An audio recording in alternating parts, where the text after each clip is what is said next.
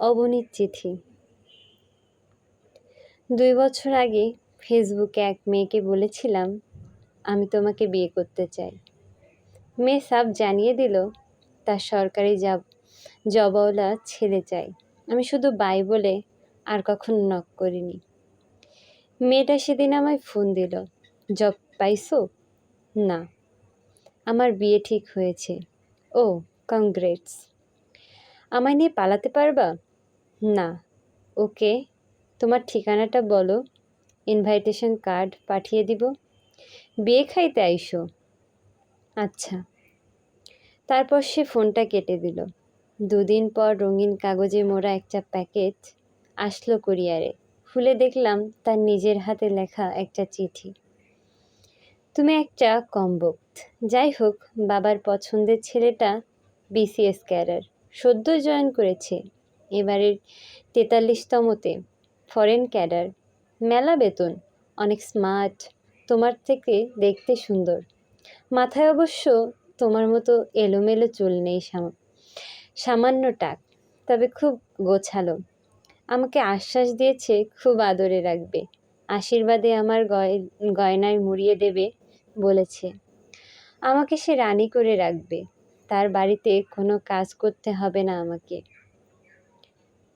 ধুর, খালি ওকে নিয়ে বক বক করে যাচ্ছি। আচ্ছা, তুমি সেই গল্পটা লিখে শেষ করেছো, যেটা তুমি আমাকে নিয়ে লিখতে চেয়েছিলে? নাকি আমার পাত্তা না পেয়ে সে গল্পটা ছেড়েই দিয়েছো? এবার গল্পটা কিন্তু অবশ্যই লিখবা।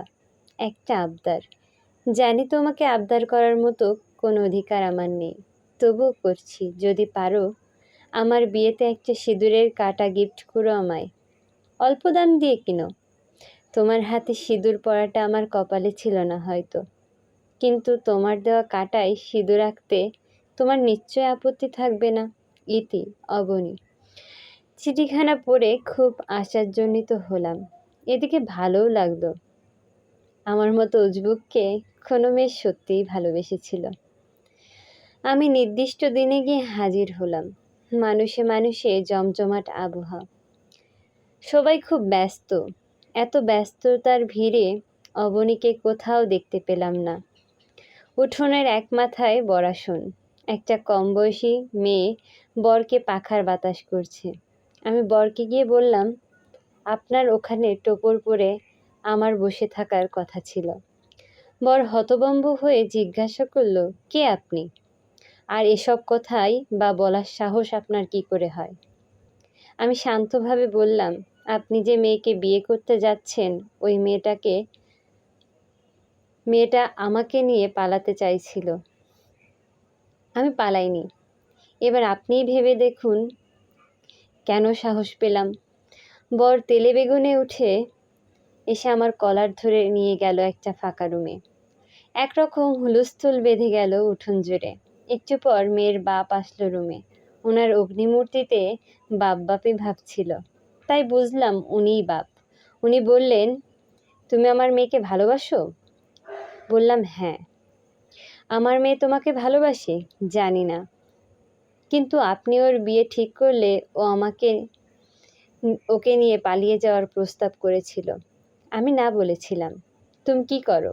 আপাতত একটা গল্প লেখার চেষ্টা করতেছি। কবি? সারা জীবন কি আমার মেয়েকে গল্পই খাবে? না, মাঝে মাঝে কবিতাও শোনাবো। তুমি তো আচ্ছা বেয়াদব ছেলে, এক্ষুনি এখান থেকে চলে যাও বলে কয়েকজন লোক দ্বারা আমায় কুকুরের মতো তাড়িয়ে রাস্তায় বের করে দিল। হঠাৎ ঘেউ ঘেউ শব্দে আমার ঘুম ভেঙে গেল। যাক, স্বপ্ন ছিল তাহলে।